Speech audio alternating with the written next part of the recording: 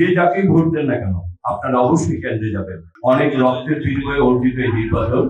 আমরা যদি আমাদেরকে এই দেশের নাগরিক মনে করি, আমরা যদি আগামী বাংলাদেশকে করতে চাই, আমরা যদি মনে করি আমাদের সন্তানরা একটি স্থিতিশীল, আমাদের দেশ আর স্থিতিশীল রাখবো, আমাদের দেশ একটি গণতান্ত্রিক বাংলাদেশ হবে, আমরা আমাদের সন্তানদেরকে ভবিষ্যৎকে নিরাপদ রাখবো, তাহলে আমাদের 12ই ফেব্রুয়ারি নির্বাচনকে আমাদেরকে সবাইকে নিয়ে উপস্থিত হওয়া উচিত। আমরা যদি ব্যাপকভাবে কেন্দ্রে উপস্থিত হই, আমরা যদি আমাদের দায়িত্ব পালন করি এবং বাংলাদেশ, তাহলে আমরা আগামী 12ই ফেব্রুয়ারি নির্বাচন পর বাংলাদেশ একটি গণতান্ত্রিক স্থিতিশীল বাংলাদেশ হবে।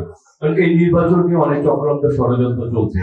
আমরা যদি কেন্দ্রে উপস্থিত না হই, নির্বাচনে যদি ওইভাবে ভোট না পড়ে, তাহলে যারা বাংলাদেশকে দাবেদার বানাতে চায়, যারা বাংলাদেশের অস্থিতিশীল বানাতে চায়, তারা বাংলাদেশকে আবার নতুন করে চক্রান্ত ষড়যন্ত্র শুরু করে দিবে।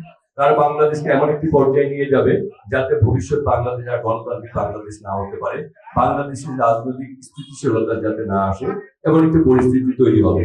আর এত রক্তের বিনিময়ে যে আমরা একটি গণতান্ত্রিক বাংলাদেশের স্বপ্ন দেখি, সেই স্বপ্নটি ভুলকিত হবে।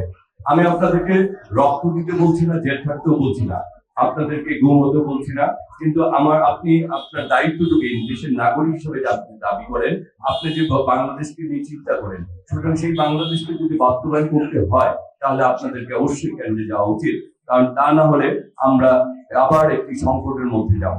সুতরাং আপনাদেরকে আমার বিনীত অনুরোধ, যে যাকেই ভোট দেন না কেন আপনারা অবশ্যই কেন্দ্রে যাবেন। তা না হলে যারা এই দেশের জন্য রক্ত দিল, তাদের প্রতি আমাদের সম্মান জানানো হবে না। তাদের পরিবারের যারা রয়েছে, বাবা মা ভাই বোন, তারাও বলবে যে যে কারণে আমার সন্তানরা, আমার ভাই বোনরা এই দেশের জন্য রক্ত দিল, এই দেশের নাগরিক, তাদেরকে সেই সম্মানটুকু দিল না। সুতরাং আমি সবাইকে বলবো, শুধু আপনারা না, আপনাদের পরিবারের সবাইকে নিয়ে অন্তত 12ই ফেব্রুয়ারি নির্বাচন অংশগ্রহণ করার মাধ্যমে আগামী বাংলাদেশকে গড়ে তোলার জন্য আপনারা সহযোগিতা করবেন।